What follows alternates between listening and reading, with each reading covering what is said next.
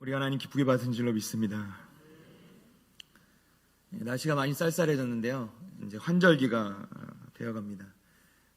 이런 계절이 바뀌고 날씨가 바뀌어가는 것을 볼 때마다 느껴지는 것은 인간이 할 수 없는 게 참 많이 있다. 날씨도 마찬가지겠죠. 한때 북경 올림픽이 있었을 때 중국에서 인공적으로 비를 막기도 하고 비가 오게도 하는 이 인공 강우를 실행한 적이 있었습니다. 최근에 과학자들에 따르면 그때의 이 비를 억지로 멈췄다가 오게 하고 이 하는 것 때문에 지금의 이 황사가 이렇게 발생되기 시작한 것이 아닌가라고 설명하는 과학자들도 있을 정도입니다. 인간들이 때로는 자신의 편의를 위해서 편하고자 과학을 발전시키고 그 인간의 편의를 위해서 만들었던 것들이 때로는 인간에게 피해를 주는 이 환경을 파괴시켜서 피해를 주는 경우도 우리는 많이 보게 되어집니다. 또 인간이 어찌할 수 없는 것 중에 하나가 이 질병이죠. 오래도록 사람들은, 이 인류는 이 질병과 싸워왔습니다. 그 중에는 많은 질병을 해결하기도 하고 치료제를 만들기도 했습니다. 그러나 지금도 오랜 그런 시간들을 거치면서도 여전히 인간이 정복하지 못하는 질병이 있습니다. 우리가 흔히 알고 있는 감기라고 불리는 이 바이러스, 이 바이러스도 저희가 그야말로 인간이 그렇게 오래도록 연구하고 싸워왔음에도 불구하고 여전히 이겨내지 못하는 그 작은 질병이죠. 지금 그 바이러스의 일종인 코로나19로 인해서 이렇게 온 나라가 뿐만 아니라 온 세계가 마비되고 있는 것을 우리가 보고 있지 않습니까? 참 그야말로 인간은 절망할 수밖에 없는, 그야말로 시간이 갈수록 오히려 과학이 발전하면 발전할수록 우리의 지식이 더 많아지면 많아질수록 우리는 오히려 더 한계를 느낄 수밖에 없는 것이 바로 인간이 아닌가 생각되어집니다. 사람들은 스스로 무엇인가 해보려고 노력할수록 오히려 더 큰 어려움에 부딪히게 됩니다. 이것이 피조물인 인간의 한계라고 보여집니다. 물론 이것을 통해서 인간들은 비로소 우리가 피조물임을 인식하게 되고 하나님이 계시구나, 신이 계시구나라는 것을 깨닫게 되기도 합니다. 또 우리가 언제 진짜 하나님이 계심을 절실하게 깨닫게 되냐면 우리가 아플 때 그렇죠. 우리가 정말 이 세상의 의술로 어찌할 수 없는 병에 부딪힐 때, 그 질병이 우리에게 찾아올 때 우리는 신에게 매달리기 시작합니다. 그리고 그 가운데 하나님을 찾게 되죠. 아직까지 당장은 어려움이 없는 사람이 있을지라도 내게는 절대로 어려움이 없을 거라고 자부할 수 있는 사람은 아마 아무도 없을 것입니다. 누구나 자신의 인생에 이러한 어려운 문제에 부딪히게 되는 것이죠. 철학자들은 이것을 철학의 전문용어로 한계 상황이다라고 말을 합니다. 모든 인간들은 자신의 인생 가운데 언젠가는 이런 한계 상황에 부딪힐 때가 있다라는 것이죠. 오늘 본문 말씀에 보면 특별히 이러한 한계 상황에 부딪힌 한 여인이 등장하고 있습니다. 그러나 이 여인은 그 한계 상황을 지혜롭게 극복하고 하나님의 놀라운 기적을 체험하게 되는 것을 우리는 만나게 됩니다. 내용은 이렇습니다. 엘리사 선지자 이야기인데요. 엘리사 선지자 밑에 공부하던 한 선지자, 이 선지자 지망생이 있었는데 이에게는 아내와 자식들이 있었습니다. 그런데 이 아내와 자식들을 남겨놓고 이 선지자 지망생이 홀로 세상을 떠나고 만 것입니다. 이 남겨진 아내와 자식들, 심지어는 아내와 자식들만 남겨놓은 것이 아니라 이 가정에 고스란히 도저히 감당할 수 없는 많은 빚도 남겨놓은 상황입니다.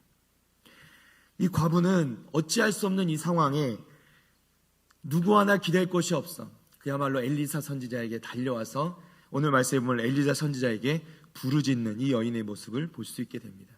가진 것은 아무것도 없고 남은 것이라고는 기름 한 그릇밖에 없었는데, 그러나 엘리사 선지자는 하나님께서는 이 엘리사 선지자를 통하여 이 과부의 문제를 해결해 주셨고 그야말로 이 과부는 자신의 인생에 두 번 다시 만나지 못할 기적을 경험하게 되는 그 사건이 바로 오늘 말씀에 등장하고 있는 사건입니다. 이 과부는 이렇게 자신에게 부딪힌 한계 상황 가운데서 기적을 경험합니다. 성도 여러분, 기적이 있다고 믿으십니까? 여러분, 기독교는 기적의 종교입니다. 크리스찬은 기적을 믿는 사람들입니다. 지금도 살아계시는 하나님께서 우리 가운데 이러한 기적을 행하고 계시고 일으키고 계시다는 것을 우리 성도들 믿으시기를 바랍니다. 그러나 때때로 크리스찬들 중에 우리가 믿는다고 하면서도 기적을 이야기할 때 그것은 그저 성경의 이야기로만 또는 역사적인 이야기로만 그리고 저 먼 나라 이야기로만 듣고 그렇게 생각하는 신자들도 많이 있습니다. 제가 예전에 이 교육 목사로 섬길 때 있었던 일인데요. 아이들을 가르치고 이제 마치고 나서 이제 교육관을 나서는데 이 교육관 앞에 관리실이 있었습니다. 관리집사님이 계셨는데요. 관리집사님에게 이제 평상시처럼 인사드리고 수고하셨습니다 인사하고 나가려는데 이 관리집사님께 1학년짜리 딸하나가 초등학교 1학년짜리 딸하나가 있었는데 이 딸이 너무나도 힘없이 이 관리집사님의 무릎에 머리를 베고 누워 있는 것을 보게 되었습니다. 제가 궁금해서 아니 집사님 어디 딸이 아프세요? 이렇게 물어봤더니 갑자기 얘가 이렇게 열이 갑자기 고열이 나서 이렇게 좀 아파하는데 금방 괜찮아지겠죠? 이렇게 말씀하시더라고요. 제가 이제 그 아이를 보는 순간 너무 이렇게 불쌍한 마음이 들어서 제가 그 자리에서 아이를 붙잡고 기도를 해 주었습니다. 그리고 한 주간이 지났습니다. 그리고 한 주간이 지난 후에 그 관리집사님을 다시 뵙게 됐는데 관리집사님이 너무 반갑게 저에게 인사하시면서 뭐라고 하시냐면 목사님 글쎄 그날 목사님이 우리 딸아이 기도해 주시고서 그 즉시로 열이 내렸습니다. 그런데 제가 그 순간에 뭐라고 생각했는지 아십니까? 저는 목사죠. 근데 제가 그 순간에 어떤 마음이 제 안에 들었냐면 설마 그럴 리가. 아니, 내가 기도해서 제가 그런 생각이 들더라고요. 제가 한 것이 아니죠. 살아계신 하나님께서 만져주시고 치료해 주신 줄로 믿습니다. 오늘 이 순간에도 많은 기적들이 일어나는데 우리 마음 가운데 이러한 의심과 믿지 못하는 마음들이 들 때가 있다는 것이죠. 성도 여러분, 기적은 존재합니다. 오늘 이 순간에도 우리가 기도하면 여러분 놀라운 일들이 일어나고 그러한 기적들이 일어나는 것을 우리가 보게 될 줄로 믿습니다. 하나님께서는요 구원의 역사 가운데만 그 구약의 역사 가운데만 등장하시는 분이 아닙니다. 하나님께서는 지금도 동일하게 살아계시고 또 우리 주님께서도 2000년 전에만 살아계신 것이 아니라 우리 주님은 지금도 살아계시고 우리 하나님 보좌 우편에 앉아 계셔서 우리를 보고 계시며 지금 우리가 드리는 이 예배를 받으시고 영광 받으시는 우리 하나님이신 줄로 믿습니다. 그렇기에 지금도 동일한 기적은 일어날 수 있고요 일어나고 있습니다. 여러분 어찌 보면 우리가 지금 이 자리에 앉아 있는 것도 기적 아니겠습니까? 여러분 지금 소식을 들어보십시오. 뉴스를 틀 때마다 어떤 이야기가 나옵니까? 우리가 그렇게 오래도록 정말 바라보던 그리고 정말 크고 강대하고 좋은 나라로 말하던 미국 또 유럽 이런 나라들 지금 상황이 어떻습니까? 온통 혼란스럽고 혼돈 속에 이 코로나19로 인해서 너무나도 어려운 상황 가운데 있는 것을 우리가 보게 되지 않습니까? 그럼에도 불구하고 우리는 너무나도 평온하게 지금 이 자리에 이렇게 하나님 베풀어 주신 은혜로 마음껏 하나님을 예배드릴 수 있는 이 순간 이것이야말로 하나님께서 주신 기적이라고 믿습니다. 이런 작은 것들부터 우리 크고 작은 기적들이 우리 가운데 일어나는데 때때로 우리는 그것을 느끼지 못하고 이해하지 못할 때도 있다는 것이죠. 또 믿지 못하죠.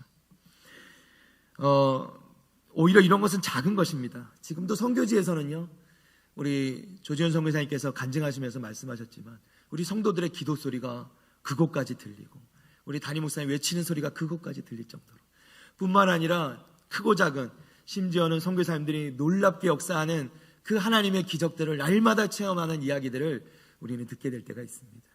지금도 하나님께서는 살아서 역사하시는 것이죠. 오늘 말씀 가운데서도 일어나는 이 놀라운 기적들을 보면서 우리는 우리 삶 가운데 어려운 일들이 일어날 때 또는 해결할 수 없다고 생각하는 어찌 보면 불가능하다고 생각되는 그 일들을 우리가 만나게 될 때 하나님께서 우리의 삶 가운데 개입하셔서 우리 삶 가운데 놀라운 기적들을 일으키시고 그것을 우리가 경험하게 되는 것을 사모하는 우리 성도들 다 되시기를 축복합니다. 제가 오늘 말씀의 제목을 기적을 경험하려면이라고 잡았습니다. 오늘 말씀을 통해서 우리가 이러한 기적들을 우리 삶 가운데 정말 경험하려면 어떻게 해야 될까? 오늘 말씀을 통해 살펴보기 원하는데요. 첫 번째는 이것입니다. 우리의 문제를 하나님께 맡겨야 한다는 것입니다. 다 같이 한번 따라해 볼까요? 우리의 문제를 하나님께 맡겨야 합니다. 과부는요, 자신의 문제를 가지고 엘리사 선지자를 찾아갑니다. 1절 말씀에 선지자의 제자들의 아내 중에 한 여인이 엘리사에게 부르짖어 이르되, 과부는 엘리사를 찾아가 그에게 부르짖습니다. 엘리사는 하나님의 종입니다. 즉, 이 엘리사는 하나님의 종이기 때문에 엘리사를 찾아왔다는 것은 이 과부가 결국 하나님을 찾아왔다는 말씀입니다. 이 과부가 이 어려운 일을 만났을 때 하나님을 찾아온 것은 매우 지혜로운 일입니다. 그 문제의 해답을 줄 수 있는, 그 문제를 해결할 수 있는 사람을 찾아가야 되는 것을 안 것이죠. 물론 우리 하나님은 사람은 아니시죠. 도저히 상상할 수조차 없던 방법으로 이 과부의 이 어려움은 하나님께서 해결해 주십니다. 하나님의 기적을 보여주십니다. 만약에 과부가 자신에게 떨어진 이 문제를 들고 하나님께 나오지 않았다면 어떻게 됐을까요? 그저 그냥 하나님께 나오지 않고 누군가를 찾아가서 그냥 하소연하는 것으로 끝났더라면 어떻게 되었을까요? 아마도 이 과부는요, 평생토록 하나님을 불신하고 믿지 못하고 원망하고 또 죽은 남편도 원망하며 그렇게 살아야 했을 것입니다. 왜냐하면 이 과부에게는 이 문제를 해결할 수 있는, 도저히 해결할 수 있는 방법이 전혀 없었기 때문입니다. 2절 말씀을 한번 볼까요? 엘리사가 그에게 이르되 내가 너를 위하여 어떻게 하랴? 내 집에 무엇이 있는지 내게 말하라. 그가 이르되 계집종의 집에 기름 한 그릇 외에는 아무것도 없나이다 하니. 엘리사의 질문에 이 과부의 대답은 내 집에 기름 한 그릇밖에 없습니다 라는 것이었습니다. 여기서 이제 한 그릇이라고 얘기하는 이 단어는요, 원어상으로 보면 우리가 생각하는 이렇게 큰 그릇이 아닙니다. 그야말로 한 병, 아주 작은 병을 이야기하는 말이 이 원어상의 이 한 그릇이라는 말인데요. 그야말로 뭐냐면 한 번 부어서 빵을 만들든 한 번 부어서 먹고 나면 사라져버린, 그야말로 이 기름 한 병 가지고는 아무것도, 지금 자기에게 이 닥친 이 문제를 아무것도 해결할 수 없는 그러한 상황이라는 것을 우리에게 말씀해 주고 있는 것입니다. 바로 그때, 그렇기 때문에 이 과부는 어찌할 수 없는 이 문제를 가지고 하나님의 종을, 그리고 하나님께 나온 것입니다. 그리고 하나님께 그 방법이 있었습니다. 우리가 어찌할 수 없는 아무리 불가능한 문제라도 하나님께는 항상 방법이 있음을 믿으시기를 바랍니다. 우리가 여기다 붙여놓기도 주님께 답이 있죠. 항상 우리 주님께는 답이 있습니다. 우리 주님이 답입니다. 자, 우리 말씀을 한 구절 볼까요? 시편 37편 5절에 6절 말씀인데요. 우리 화면에 띄워주실 겁니다. 다 같이 한번 한 목소리 읽어보겠습니다. 시작. 내 길을 여호와께 맡기라. 그를 의지하면 그가 이루시고 내 의를 빛같이 나타내시며 내 공의를 정오의 빛같이 하시리로다. 아멘. 우리 한 구절 더 봅니다. 잠언 16장 3절 말씀 다 같이 읽습니다. 너의 행사를 여호와께 맡기라. 그리하면 내가 경영하는 것이 이루어지리라. 아멘. 할렐루야. 우리가 우리의 가진 문제들, 생각들, 의지들, 우리에게 당면한 모든 것들을 하나님을 의지하고 다 하나님께 맡기면 하나님께서 이것을 반드시 해결해 주십니다. 기적은요, 우리의 문제를 하나님께 맡기는 것부터, 하나님께 온전히 맡기는 그 순간부터 기적은 시작되는 것입니다. 성도 여러분, 오늘 어떤 마음으로 이 자리에 나오셨습니까? 혹시 너무나도 무거운 짐을 지고 이 자리에 와서 앉아 계신 분은 계시지 않습니까? 이런저런 여러 가지 문제들, 자녀의 문제이든 물질의 문제이든 부부의 문제이든 가족의 문제이든 사업의 문제이든 관계의 문제이든 그것이 어떤 것이든 간에 여러분의 마음 가운데 그 문제를 들고 하나님께 나오셨으면 하나님께서 그 해답을 주실 줄로 믿습니다. 사람으로는 도저히 생각할 수 없고 해결되지 않을 것 같고 그 길이 보이지 않는 그 순간에도 우리 하나님께는 다 답이 있다는 것입니다. 이것이 복음이죠. 우리가 어찌할 수 없는 상황 가운데 있을 때, 우리가 어찌할 수 없는, 가장 어찌할 수 없었던 그 우리의 죄의 문제를 하나님께서는 직접 이 땅에 내려오셔서 당신의 아들, 하나뿐인 아들 예수 그리스도의 모습으로 이 땅에 오셨어. 그 그리스도께서 이 땅에 오셔서 십자가라는, 세상 사람들은 어리석게 보고 도저히 납득할 수 없는 그 십자가의 방법으로 우리의 모든 죄의 문제를 해결해 주시고, 또한 죽음의 권세를 이기시고 부활하심으로 말미암아 우리의 소망이 되시는 그 하나님, 그러므로 우리의 모든 죄의 문제를, 죽었던 우리의 죄의 문제를 다 해결해 주신 분이 우리 하나님이시라는 것입니다. 그것이 우리의 복음이죠. 하나님께 맡기시기 바랍니다. 하나님께서 들으실 것입니다. 하나님께 맡기는 사람은 날마다 기적을 경험하는 삶을 살게 될 줄로 믿습니다. 두 번째로, 우리가 하나님께 주시는 그 기적을 경험하려면 믿음으로 순종하는 마음이 있어야 합니다. 따라해 볼까요? 믿음으로 순종하라. 3절 말씀입니다. 이르되 너는 밖에 나가서 모든 이웃에게 그릇을 빌리라. 빈 그릇을 빌리되 조금 빌리지 말고. 엘리사가 이 과부에게 이웃에게 가서 그릇을 빌려오라고 합니다.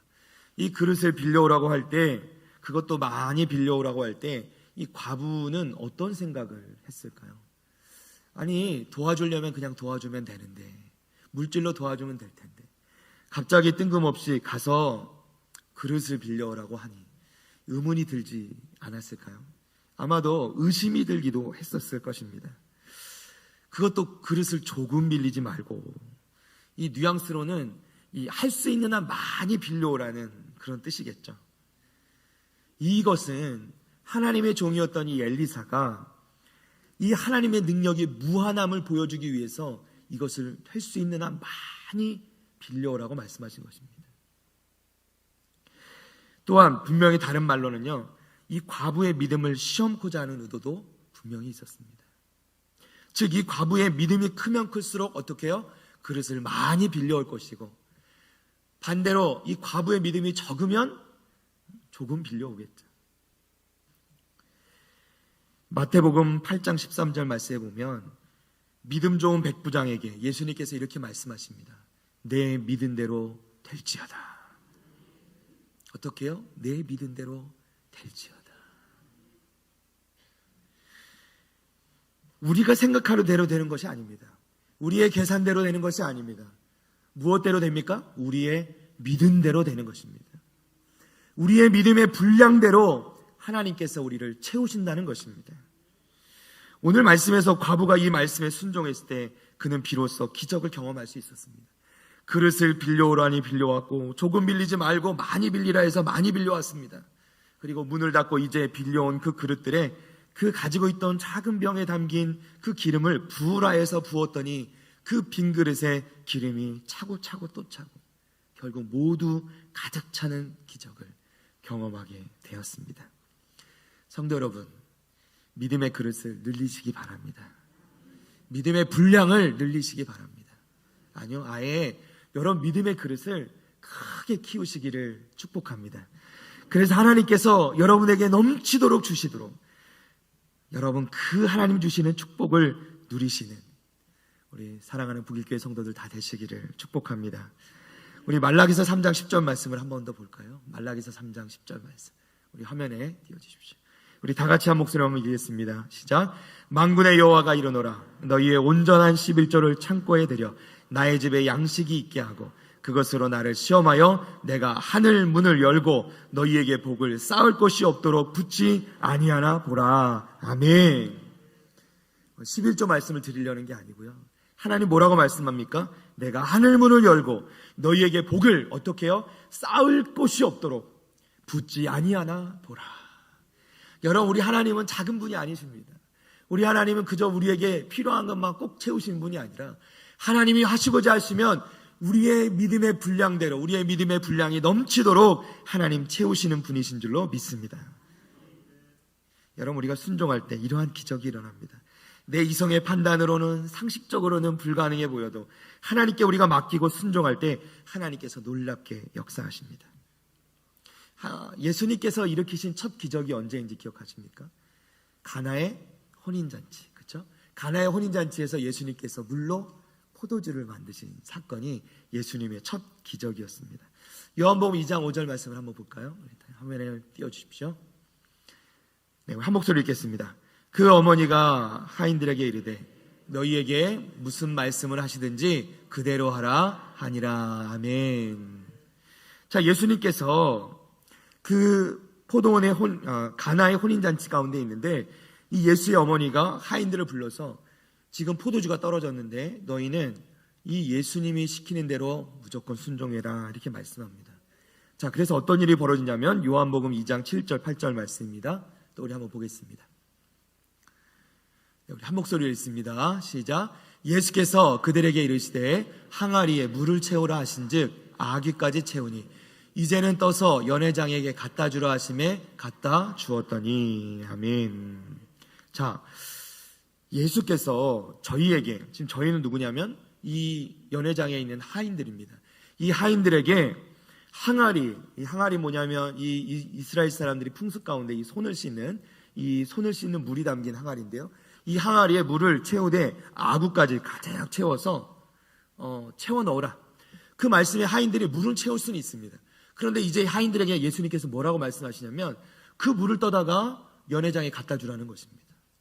포도주가 아니라 지금 모자란 건 포도주인데 그 물을 떠다가 갖다 주라는 것입니다. 자, 그런데 하인들은 뭐라고 얘기하냐면 갖다 주었다 이렇게 말씀합니다. 하인들은요, 말없이, 하인들이기 때문에, 종들이기 때문에 그저 말없이 주인이 말하는 대로 순종합니다. 그리고 그들이 그것에 순종할 때 놀라운 기적을 경험하게 되었다는 것입니다. 우리 2장 9절 말씀 마지막으로 한 번 더 봅니다. 다 같이 읽겠습니다. 연회장은 물로 된 포도주를 맛보고도 어디서 났는지 알지 못하되 물도 온 하인들은 알더라. 연회장이 신랑을 볼라. 아멘. 자, 놀라운 일이 벌어집니다. 하인들은요, 사실 예수님이 누구신지도 모르고 자신들이 무슨 일을 하는지도 몰랐습니다. 단지 아는 것은 무엇이냐면 물로 채우라 해서 항아리를 채웠을 뿐이고 그걸 떠다 주라 했는데 자신들이 분명히 채워놓은 그 물이 포도주가 되는 기적을 보게 된 것입니다. 순종할 때 그들은 단지 순종했는데 그들은 기적을 경험하게 된 것입니다. 연회에 참석한 포도주를 마신 그 아무도 그것이 기적인 것을 몰랐습니다. 그러나 하인들은 그 기적을 경험했다는 것입니다. 이후에 이 하인들의 이야기는 적혀 있지 않지만 제 생각에 제가 상상해 보건대 이 하인들은 그 이후로 예수님께서 놀라운 기적을 일으키신 것도 듣고 소문으로 예수님의 능력 있는 말씀도 듣게 될 것이고 그 후에 반드시 이 하인들은 믿음을 가지게 되었을 것이라고 믿습니다. 왜요? 이들은 기적을 경험했기 때문에. 여러분, 우리가 한 번 기적을 경험하면 우리는 믿음을 떠나지 않을 수 있습니다. 여러분, 우리 가운데 한 번만 우리 성령 하나님을, 우리 하나님을 직접 체험하기만 하면 결코 하나님을 떠날 수 없게 된다는 것입니다. 여러분, 우리 가운데 이러한 사모하는 마음이 있기를 원합니다.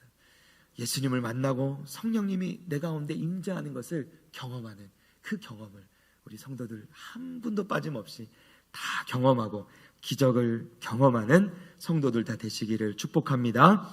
마가복음 11장 23절 24절 말씀도 우리 한번 보겠습니다.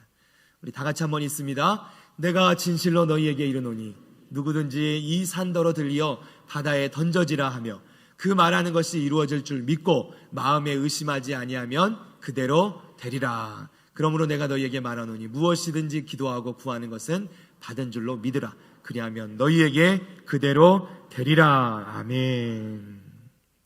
우리가 하나님께 나아갈 때 하나님 말씀을 믿고 의심 없이 순종하고 믿음으로 나아갈 때 하나님께서 이루십니다. 우리가 기적을 경험하려면 우리가 하나님께 온전히 맡기고 나아가야 되고요. 또한 나아갈 때는 나의 생각, 나의 상식, 내 모든 방법들, 방식들을 다 내려놓아야 합니다. 그리고 이렇게 믿음으로 그 말씀 가운데 순종하고 나아갈 때 하나님께서 우리의 삶 가운데 기적을 경험하게 하실 줄로 믿습니다.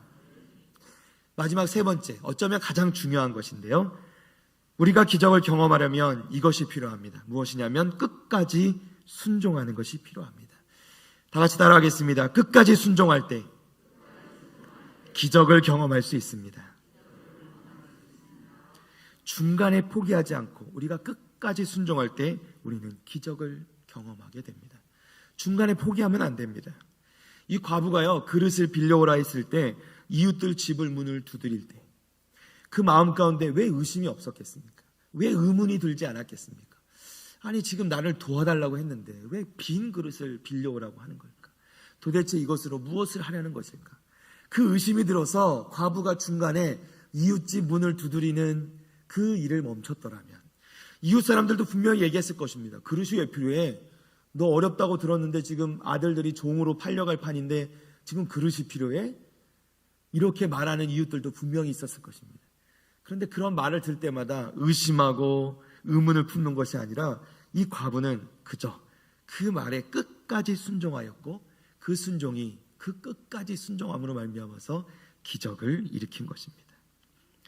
사실 사람들이 가장 잘 못하는 것이 이 세 번째가 아닌가 싶습니다. 하나님께 맡길 수 있습니다. 그리고 하나님 말씀에 순종할 수 있습니다. 그런데 정말 어려운 게 뭐냐면 이렇게 끝까지 순종하는 것입니다.